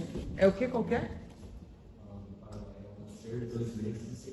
Ah, só muda o tempo então, nosso. Isso aí. Porque o nosso é com 1 mês. É verdade. 016. Beleza? Vamos fazer bastante questão agora, para a gente fixar isso, esses conceitos, tá? Se vocês cansarem, vocês me avisam. Primeira pergunta. Mulher de 42 anos procura um ambulatório com dúvidas sobre o seu resultado da sua sorologia para hepatite B. Olha só, o que a gente acabou de falar. Qual padrão sorológico indica a imunidade naturalmente adquirida? Naturalmente adquirida significa o quê? Não é por vacina. Ela teve que pegar o vírus para ele desenvolver e que deu o IgG positivo e o anti-HBS positivo. Olha só, se eu sei que para ela estar curada o anti-HBS está positivo, eu já excluo essas 2 aqui. Sim. Né? Tranquilo? Vamos lá. HBC, olha o que eu falei para vocês. Ó. HBC total positivo, que significa o quê? Mais presença de IgG. Beleza. HBS negativo, ok, está curada, não tem mais vírus. E o anti-HBS positivo. Verdadeiro. Verdadeiro, né? Vamos ver. Anti-HBC total negativa, superfície negativa e o anti-HBS positiva. Não, por quê? Isso aqui está me falando de vacina, ó. Quando o único marcador é positivo, é vacina. Aqui a gente está falando de naturalmente adquirida. Significa que ela cronificou e curou. Anti-HBC total identifica cronicidade e curou. Resposta: letra A. Mais uma. Essa aqui vocês vão mostrar de surpresa. Vamos lá. Vamos lá? Um homem de 50 anos, repare que questão de residência, eu sempre falo isso, questão de residência, 2 linhas, né? Questão de revalida, vamos lá, vocês vão se espantar ainda. Um homem, é porque está grande, tá, pessoal? Na folha do revalida isso é uma coluna, certinho. Vamos lá. Um homem de 50 anos de idade realiza a investigação ambulatorial devido ao aumento de transaminases. Beleza. 122 de referência, maior, né, alto 142, é referenciado no exame de rotina. O paciente consome 5 latas de cerveja diariamente e nega o uso de drogas ilícitas. Não apresenta queixas clínicas. O exame laboratorial solicitado para a investigação demonstra que está apresentado o quadro seguinte. Com base nos aspectos clínicos laboratoriais, o diagnóstico da conduta nesse momento deve. Então vamos lá. Trouxe para mim os antígenos. Veja que aquela tabela era importante. Trouxe para mim os antígenos. Vamos lá. Aqui está o resultado dele e aqui a referência. Está me falando que o HBsAg está positivo. Ele tem o vírus ou não? Tem, está circulando. Está circulando por aí. Dá pra gente usar uma maldade, né? S de circulando, mas que horrível, mas tá bom, vamos lá. Acabei de pensar nisso. Vamos lá. HBC total, positivo. Isso é crônico ou é agudo? Crônico, né? Vou colocar aqui de novo para reforçar. Quando eu tenho o anti-HBC total, isso é igual a IgG. Tranquilo? Beleza, então está me falando que está circulando e é crônico. O anti-HBC IgM me confirma que é crônico mesmo. Por quê? Está negativo o IgM. Ele está curado? Não. Aí me trouxe sorologia para vírus da hepatite C e D. O C ele já está curado, tá? Sim. E é isso. E o D está negativo porque ele nunca teve contato. Então, nisso, ele está com hepatite aguda ou crônica? Aguda. Oh. Aguda ou crônica? Crônica. Ah, é porque tem o IgG lá, verdade. O IgG está negativo. Olha isso, eles nem querem muito que a gente saiba muita coisa, é só interpretar. Relato 21. Ele tem então aguda? Não. Ser curada? Tá, mas o que tem a ver, né? Tá curado realmente, mas enfim. Então, ó, hepatite B crônica indicar vacinação, ele já deveria ter vacinado, né, quando nascesse, mas tá bom. Hepatite B crônica, orientar a interrupção do etilismo, porque ele bebe 5 latas de cerveja. Só isso. O quê? Qual? A de indicar vacinação? Não, ele deveria já ter a vacinação. Tem indicações precisas, de uma lista enorme, vai ter que encaixar se ele está nesse padrão, se ele tem uma bronquite nova, se ele tem alguma coisa. Isso que alguns cursinhos falam. Às vezes, acertar uma questão não é mostrar o que você sabe, é mostrar o que a banca quer ouvir. Você não vai conseguir brigar com esses caras. Você sabe que tem indicações para dar a vacinação, mas não é isso que eles querem ouvir. É isso que a gente tem que saber que acertar a questão não é ficar brigando, é marcar o que eles querem, ok? Tranquilo? Vamos mais mostrar, tem mais uma. Olha isso aqui. Nossa Senhora!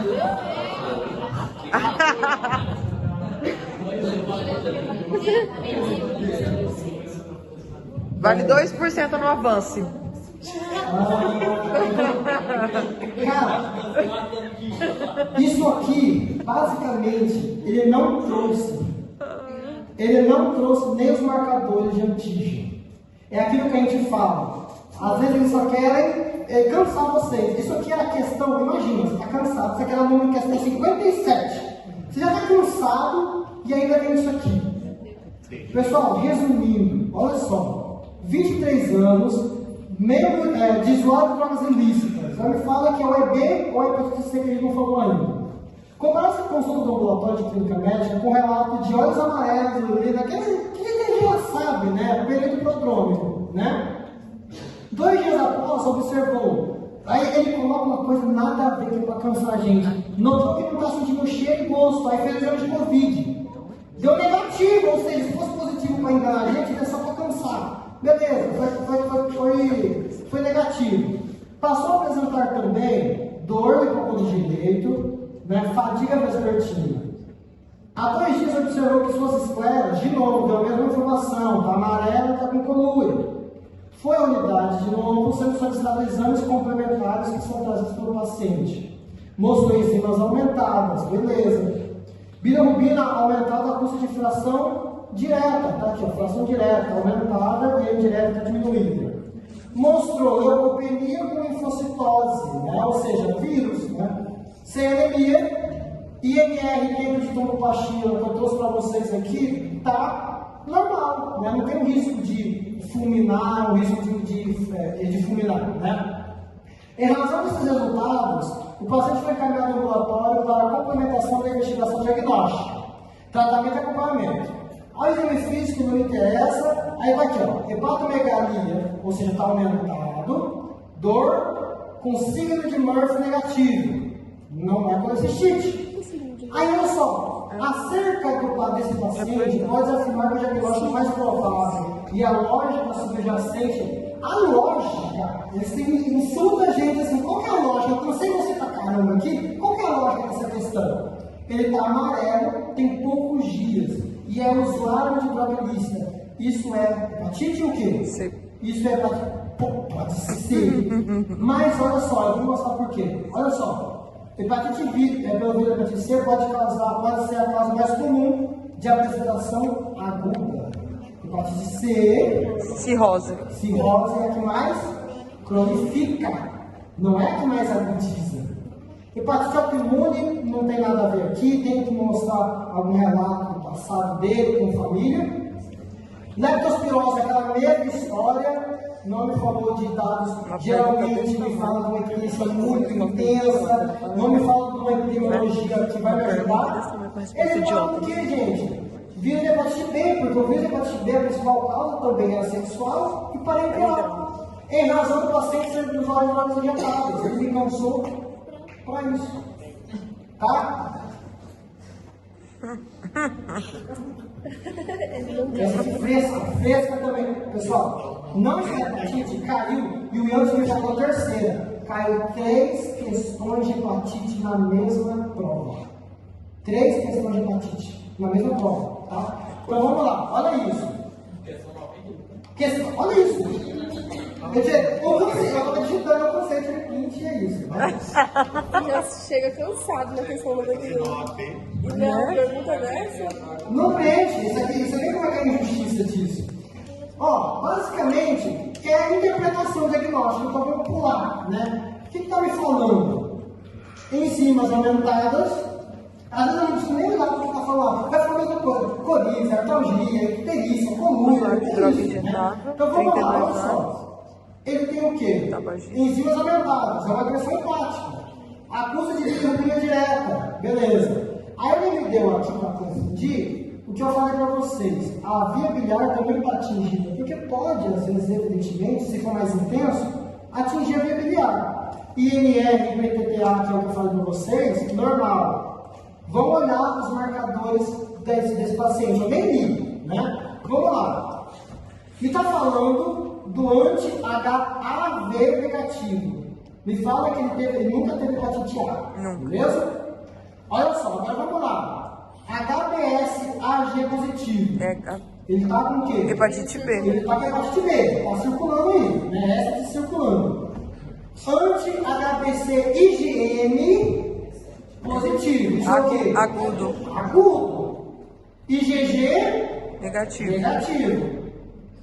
Anti-HBe IgM negativo. Me fala o quê? Tá replicando.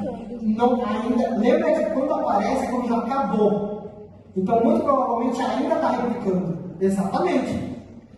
Ele está curado? Não. E ele me falou de novo de vírus hepatite C, eu não estou nem aí. O que a gente tem que entender? Ele está com hepatite B aguda, ok? E está muito provavelmente replicando, ok? Vamos para as alternativas.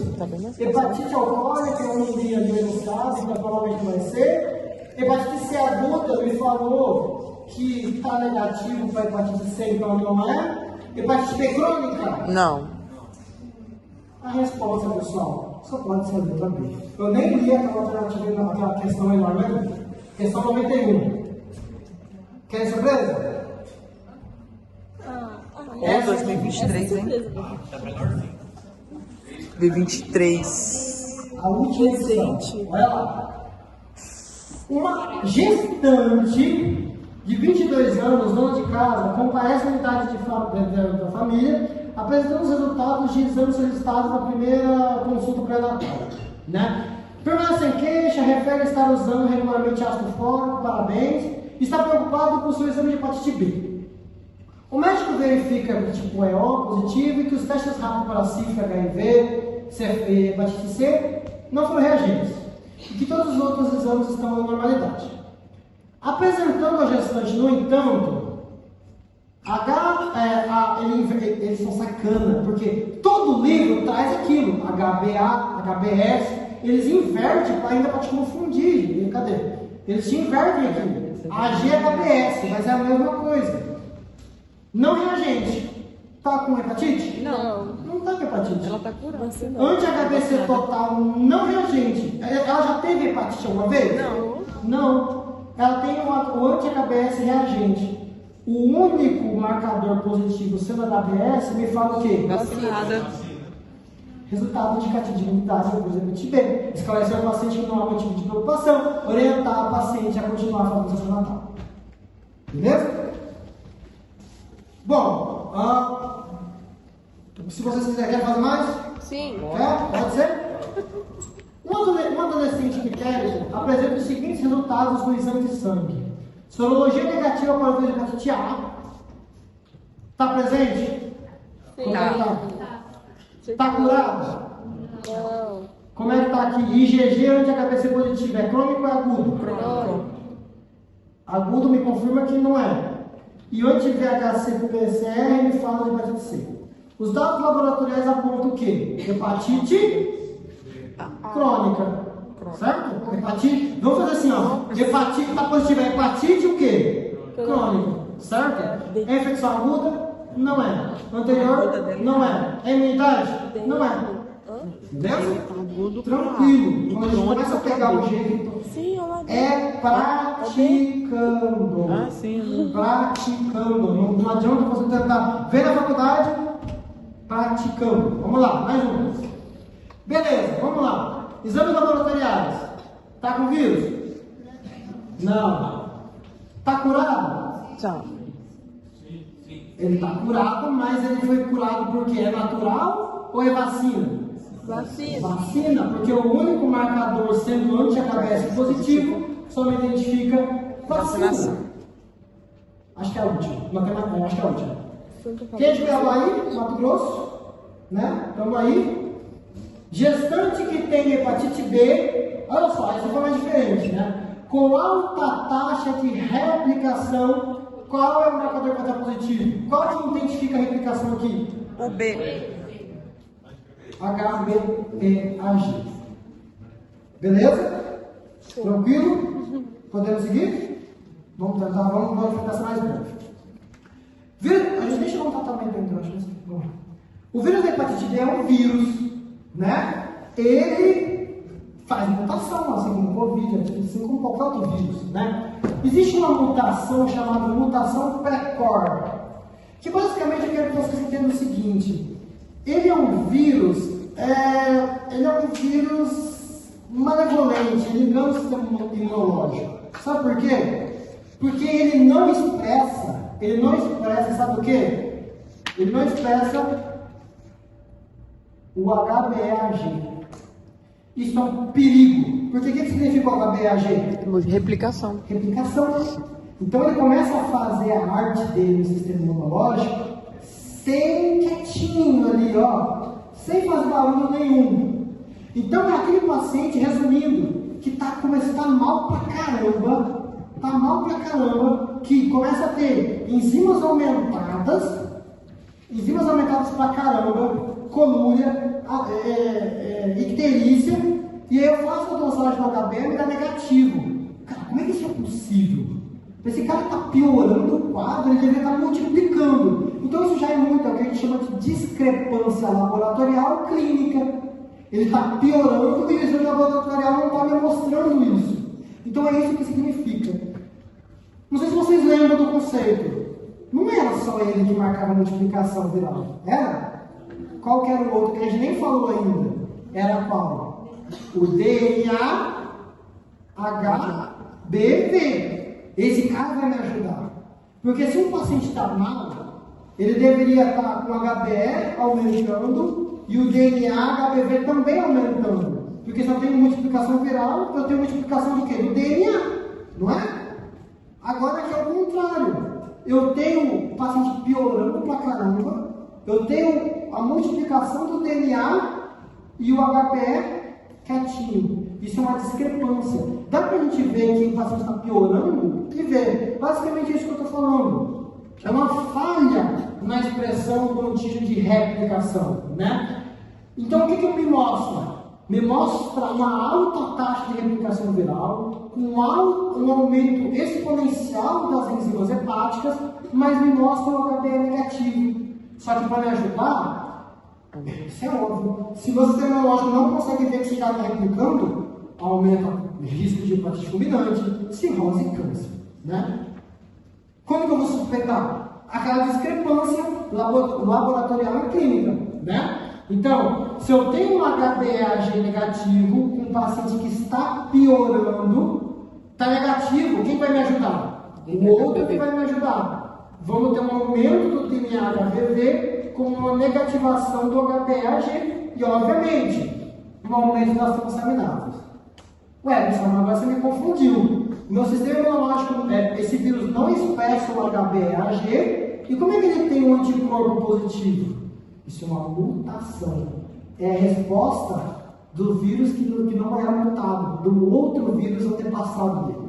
Beleza? Mas você tem uma apresentar em prova. Olha só. Uma paciente portadora de hepatite B, mutante pré-cor, além de estar crônico, espera-se conforme um padrão de marcadores virais sorológicos que é representado na letra. Então, é mutante pré-cor, expressa de superfície igual. Então tem que ter um HBS positivo. Qual que era a falha do mutante? Ele não expressava o quê? HB? Já não é isso aqui. Sim. Já não é isso aqui. Só pode ser isso aqui e isso aqui. Sim. Então eu tenho um HBS positivo com... Não, eu tenho um HBS positivo porque é um vírus, hepatite B. O HBeAg que é negativo. Não tenho a expressão. O anti-HB pode estar positivo pelo vírus passado e o DNA vai estar muito aumentado. É essa divergência, a resposta é a letra C. Por que não é isso aqui? Ó, porque o HBV está baixo o DNA. Tranquilo? Porque se 3 deu 20, óbvio que 2000 tá errado. Exatamente. Né? Você tem que ir pelo mamãe mandou. Isso aqui é um ponto principal. Isso aqui. Tudo que a gente está falando, vocês viram que a hepatite B é mais difícil? Por quê? Porque ela é de DNA. Porque ele é de DNA. Ele é mais complexo que nós disso. E vocês vão ver o porquê que isso implica. E a informação que eu falo aqui é por preciosismo. Olha isso aqui. A gente tem uma hepatite B aguda e ele pode até 5% fulminar. Porque logo no começo a gente falou que o que mais fulminava era C e o que mais fulminava era B. Veja que mesmo assim é baixíssimo o índice de fulminar, né? Ele pode, isso aqui é interessante, 5% no adulto cronificar e em crianças 90% perinatal de cronificar. O que significa? Quanto mais novo uma criança ela tem hepatite B, maior é o risco dela apresentar uma cronificação. Quando ela, por isso que a gente tem que fazer a vacina da hepatite B quando nasce. Se uma criança tem hepatite B perinatal, ou seja, ou dentro do útero, ou perto de nascer, ou quando nasceu nas primeiras horas, ela tem 90% de cronificar. Quando o paciente tem 2 a 5 anos, 50% de cronificar. Quando é adulto, 5% de cronificar.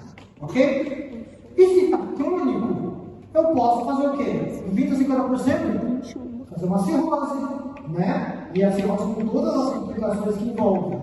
E o passo depois da cirrose, que quem não sabe, a cirrose é uma fibrose hepática, mas veja só, o fígado é um órgão extremamente regenerativo. Caramba, para você esgotar o fígado de regenerar, você danificou muito o seu fígado, né? Então, a cirrose dali, 10% faz um carcinoma hepatocelular. Sabe por que o vírus da hepatite B é tão especial? Porque ele faz uma coisa que nenhum outro vírus faz. Algo que a gente chama de bypass. Ele tem a capacidade de, sem passar pela cirrose, fazer um carcinoma. Por quê? Alguém tem alguma ideia? Por que a gente está falando tanto de hepatite B? Ele é um vírus de DNA. Ele entra no hepatócito, se lisa precisa, o material genético dele, como é DNA, se mescla com o nosso DNA.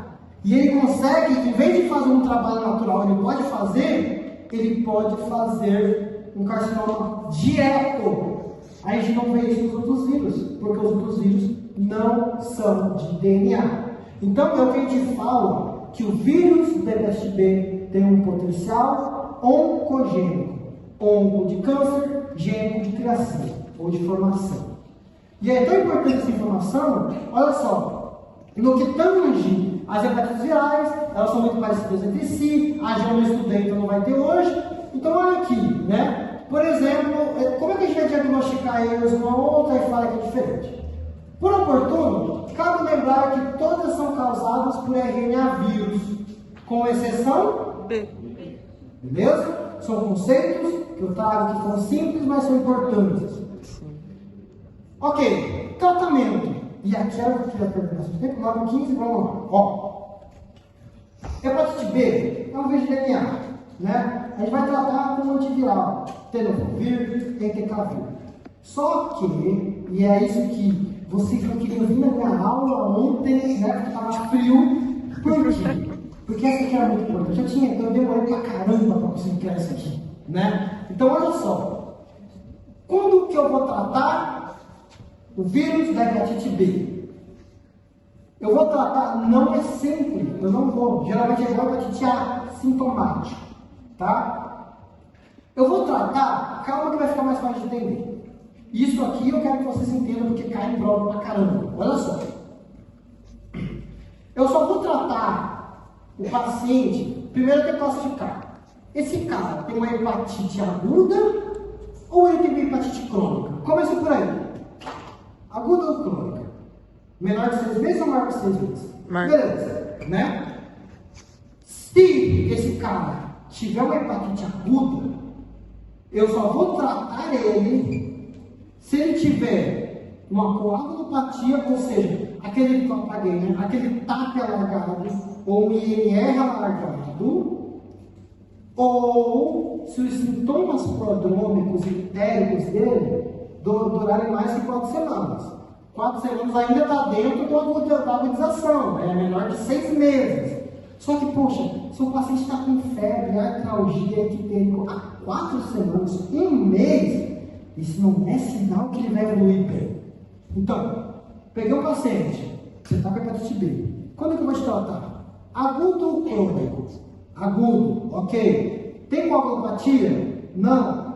Tá. Você tem os sintomas há quanto tempo? 1 semana. Você vai tratar com um antimédico, beleza? Agudo.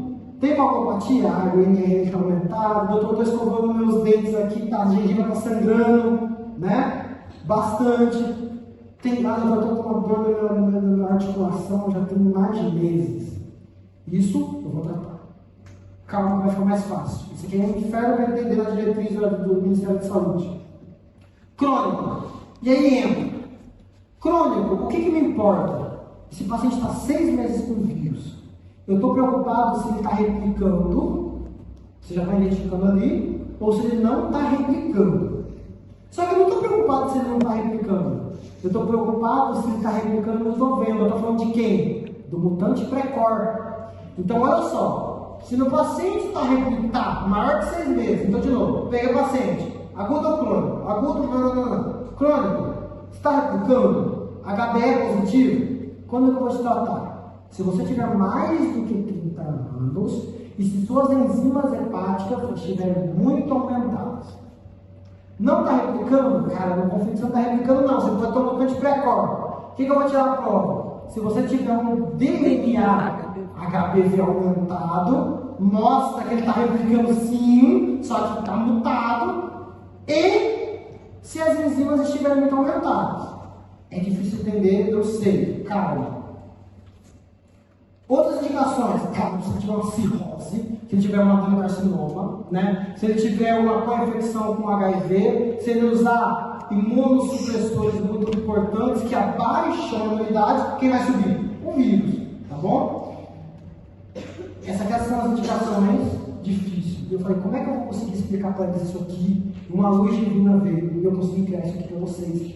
Por isso que eu não queria dar aula pelo Meet, porque vocês estariam namorando embaixo do edredom quando eu estava falando sozinho, tá? Então, olha só. Indicações, né? Principais indicações. Aguda, para quem pode, né? Então, principais indicações. Aguda, principais indicações de tratamento. Isso aqui eu estou muito orgulhoso do trabalho, de verdade. Tem que se orgulhar das coisas que a gente faz. Isso aqui não está em lugar nenhum. Eu criei isso aqui. Tá? Não tem, não, se for procurar, não acha que está comentando. Tá? Então vamos lá. Eu vou até patentear, porque quando eu fui na aula do Hard Work ontem, eu falei com o Fábio, você cria uma comental aqui, você não quer pagar os R$1.000 para uma comental, não? Então vamos lá. Quando que eu vou tratar? Se é agudo, se é crônico. Agudo, quais são as indicações? Mais de 30 anos. Confunde. Se ele tem sintomas maior do que 4 semanas ou coagulopatia. A gente tem que fazer bem isso com o paciente. Agudo ou crônico? Se é agudo, está sangrando a gengiva, você está cortando, está demorando para fazer a coagulação. Quanto tempo está os seus sintomas? É isso que tem que fazer. E crônico? Está replicando ou não está replicando, ou não estou vendo que está replicando, ok? Se está replicando, se as enzimas estão aumentadas, ou o quê? Maior do que 30 anos. Tem que fazer bem essa diferenciação. Limite superior da normalidade. Esqueci de colocar. É porque eu não coloco na verdade. Do alto maior que 2 vezes o limite superior da normalidade. Normal é 40. 80, 120, já está aumentando demais. Está replicando, eu não estou vendo se eu tenho o quê? DNA replicando e as enzimas hepáticas aumentadas acima da normalidade. Deu trabalho para fazer, para me dar aula no Google Meet, tá? Vamos lá. Você não tem acesso a... Pode tirar. Beleza? Tranquilo? Olha só. Hepatite B tratamento. Tenofovir, primeira escolha. Entecavir, segunda. Tenofovir tem muita toxicidade renal. E eu fui função de exame de saúde e achei uma coisa bem legal. Estão tentando trocar o tenofovir por uma droga chamada tenofovir alafenamida. E até já está implementando já isso nos pacientes com hepatite B. Informação fresquinha. Por quê? Esse tenofovir alafenamida não causa tanta toxicidade renal e óssea. Então vamos substituir um que causa por um que não causa toxicidade renal. Não cabe muito a gente ficar falando. Cabe a gente entender o algoritmo que eu trouxe para vocês. Isso cabe. Olha só. Um homem de 32 anos dá mamar com pirose, com icterícia, com letargia, não sei o quê. A queixa principal é de que estava ficando amarelo e na anamnese surgiram vários sintomáticos por dor no estômago. Nada, tensa, mal-estar. Guarda essa informação, há uma semana. Ou seja, agudo. Então, nosso algoritmo, agudo ou crônico? Agudo. Exame laboratorial demonstra bilirrubina total aumentada, a custa de bilirrubina direta, como a gente já sabe, né? Gama GT normal, fosfatase um pouco aumentada porque pode estar, enzimas hepáticas aumentadas, albumina normal, está aumentada, significa que está boa, né? Não tem coagulopatia, né? O INR é de 1, o normal é 1, 1,5, 2 já é alterado. Sorologia, vamos lá, vamos esquecer das informações. Tá positivo? Tá. Tem hepatite B? Tem. Agudo ou crônico? Agudo. Me confirmando o caso clínico. Né? Tá curado? Não. Não. Tá replicando? Não. Não, deu negativo. Deu negativo, né? Isso é bom. Mas o Vamos DNA, lá, HBV pode... Mas a informação que a questão me deu. Só que não importa se estava replicando ou não, porque ou ele encaixava onde no algoritmo. Agudo. Quais eram as indicações do tratamento agudo? Mais de 4 sintomas, coagulopatia. E coagulopatia. Ele tem coagulopatia? Quantas semanas de sintomas? Está enquadrado para tratar? Não está. Porque é maior que 4 semanas. Veja que com o algoritmo facilita do que você ficar lendo aquilo lá, né? Aí eu trouxe o exemplo da crônica para vocês. Mulher de 47 anos, né? Assintomática, comparece para os seguintes exames. HBC total positivo. O total significava o quê? Ela já tem imunidade. É IgG já. E aqui, ela tem uma hepatite crônica, né? Por quê? Porque o HBS está positivo, está circulando por aí, está circulando, né? Anti-HBS está curado? Não. Está replicando, não está? Tá. Anti-HB é negativo, tá bom. Enzimas hepáticas normais e função hepática preservada. HIV, hepatite C, negativo. Na comorbidade não faz hoje nenhuma medicação. Usa física normal. A conduta mais adequada é. Então vamos lá. Aguda ou crônica? Crônica. Tá replicando ou não? Tá. Tá. Quais as indicações de replicação? Maior do que 30 anos ou enzimas aumentadas. As enzimas normal. Qual que é a outra indicação? A enzima está normal. Qual que é a outra indicação? A idade. 47. E acima de 30. Vou iniciar o tratamento com tenofovir. Veja que você tem que ter a malevolência de entender como tratar. Beleza? Isso aqui é tranquilo. Como é que vocês estão? Estão 9h20, estão de tempo, querem ir embora, não aguentam mais. Continua. Vocês vão. De verdade, eu estou aqui. Falta a D e a... Falta só a D e a C. A D é 2 slides e a D é 1 slide. Não, tá de boa. Pode continuar. Tá. Vamos lá. Pessoal, a hepatite D é bem tranquila. Porque a gente trata a gente estudou A e E, agora B e D. A D, ela não tem uma capacidade de causar patogenicidade sozinha. Ela não faz dano ao fígado sozinha. Ela precisa da hepatite B. Então ela é um vírus bem covarde. Então ela só existe em pacientes infectados pelo vírus hepatite B. Só. Aí eu fiz um meme para vocês aqui, que a hepatite D é igual esse cachorrinho aqui, né? Sozinho eu não consigo. Não consegue fazer nada sozinho. Só que aí se ela encontrar, já imagina o que acontece. Se ela encontrar a hepatite B, o que acontece? Né? Vamos lá, vamos acabar com esse fígado agora, certo? Tranquilo?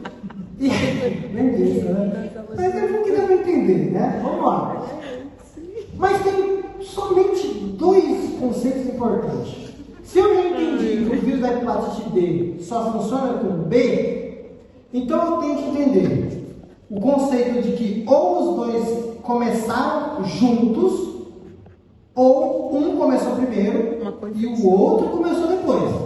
É o conceito de que se os dois começaram juntos, a gente chama de co-infecção. Se um começou primeiro e o outro começou depois, a gente chama de super-infecção. E é o que a gente tem que saber. A co-infecção é quando nós temos juntos o B e o D causando patogenicidade.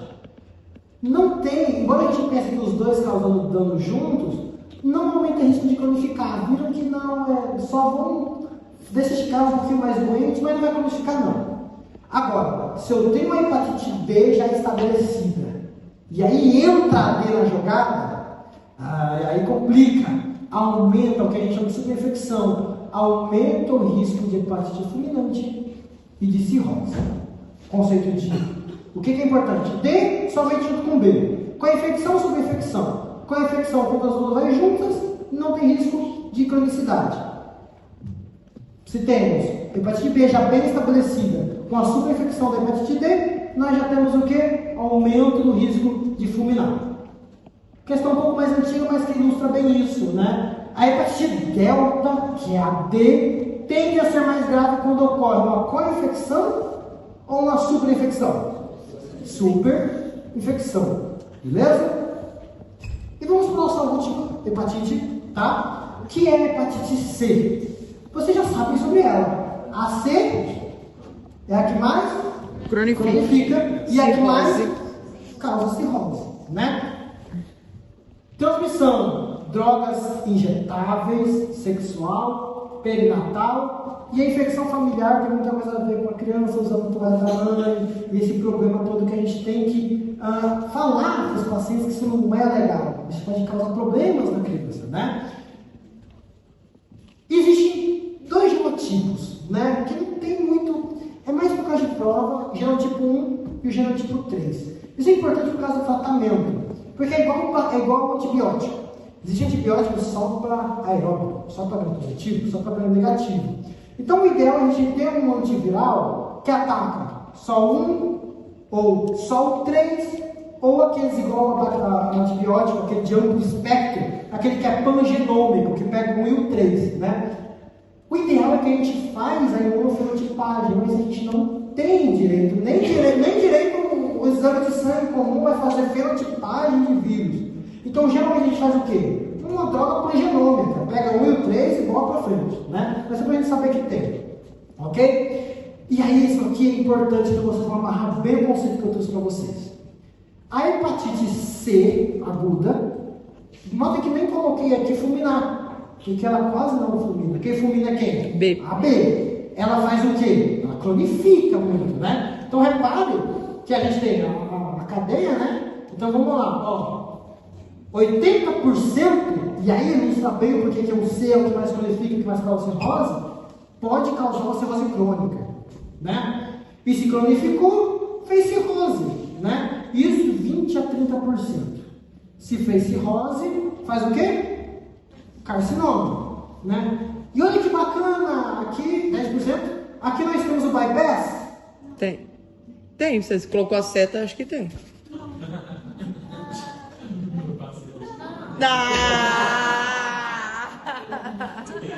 Qual era o único vírus que tinha DNA? B. Nós não temos o bypass, porque não tem DNA para mesclar com o nosso, que é RNA. Pegaram? Então aqui tem potencial oncogênico? Não tem potencial oncogênico. Beleza? Estava vendo a cara da França. Vamos lá. Eu não gosto. Diagnóstico. E aqui é bem parecido com a hepatite A lá no começo. Hepatite B é todas, então. Anti-HCV, ou seja, o anticorpo contra o vírus da hepatite C. Então, positivo, beleza. Você tem hepatite IgM e IgG. Só que aqui temos um problema. Aqui não é muito confiável igual a hepatite A. Ah, você tem um anti-HVA, anti-HAV, né? Você tem hepatite ou já teve. Aqui a gente tem que confirmar com quase a mesma lógica da hepatite B. Em vez de ter o DNA, né, a gente vai pedir o RNA. Isso vai me confirmar de fato se ele tem mesmo. Então repara, o que eu tenho que vocês entenderem aqui. Se vocês viram antes de HCV positivo, não basta o martelo que ele tem hepatite C. Temos que pedir o HCV RNA. Está aumentado? Beleza. Agora você tem hepatite C. Porque costuma mascarar muitas vezes, né? O inicial é você pedir isso se você descobriu 30 dias no máximo, tá? Beleza? E aí ficou um negocinho aqui. Tratamento. Não vai ir? Que isso, gente? Ah, na bateria. Não vai dar tempo. Deixa eu melhorar o vídeo aqui. Vamos lá. Tratamento. Não cabe muito a gente ficar falando de tratamento e aqui não é tenofovir. Aqui é mais complicado. O tratamento não tem aquele algoritmo não. Tá com hepatite C, 80% de cronificar, trata todo mundo. Não tem problema na hepatite B. 80% de cronificar, trata todo mundo. Nosso objetivo é negativar o que a gente estava procurando em 12 a 24 semanas e manter isso negativado, o que a gente chama de resposta imunológica, virológica sustentável, ok? Vai falar a duração também de 12 a 24 semanas, ok? O ideal que eu falei para vocês era fazer a imunofenotipagem, tipo 1 e tipo 3, mas a gente não tem muitas vezes disponível. Grupo, olha esse nome dessas doenças. Sendo tipo 1 dessas doenças, desses fármacos. Grupo 1, sofosbuvir, ledipavir, pangenômicos. O sofosbuvir se mantém, belpatasvir. É bem difícil, não é que a gente vai tratar geralmente isso aqui, tá? Se tem na caderneta do SUS ali, se está com dúvida, você faz, né? Geralmente não cobra nem isso em prova, vocês vão entender. Doença renal crônica, a gente pede, esse aqui é muito nefrotóxico, a gente faz o glecafrevir, o bebrentasvir, ok? Só que a gente tem que entender que não confere imunidade duradoura, esse paciente pode se reinfectar se não se cuidar. Se ele já tiver cirrose, associa com ribavirin, vocês vão ter esses slides para vocês olharem bonitinho. Mas o que a gente tem que entender? Trata todo mundo, aguda ou crônica, 80% de chance de você ter uma cirrose, de clonificar, né? Questão, blá, blá, blá, blá. O exame físico não revela anormalidades. Exame físico, HIV negativo, anti-HCV reagente. Ele tá com hepatite C. Tá com hepatite C. VDRL não reagente. Ele tá com a hepatite B aqui? Não. Assinar alternativa mais adequada. Encaminhar o paciente para o início de tratamento antiviral. Realizar teste rápido para hepatite C, na mesma consulta. Repetir a sorologia. O que a gente tem que fazer? Não vamos bater o martelo. Se a gente vê anti-HCV, o que nós temos que pedir? Genotipo. O HCV RNA, igual aqui, ó. A gente tem que pedir, eu apaguei. No mutante Precor, a gente não tinha o HBR, a gente pediu o DNA HBV. Aqui a gente vai pedir o RNA HCV. Sempre, sempre, sempre. E é isso, pessoal. Acabou.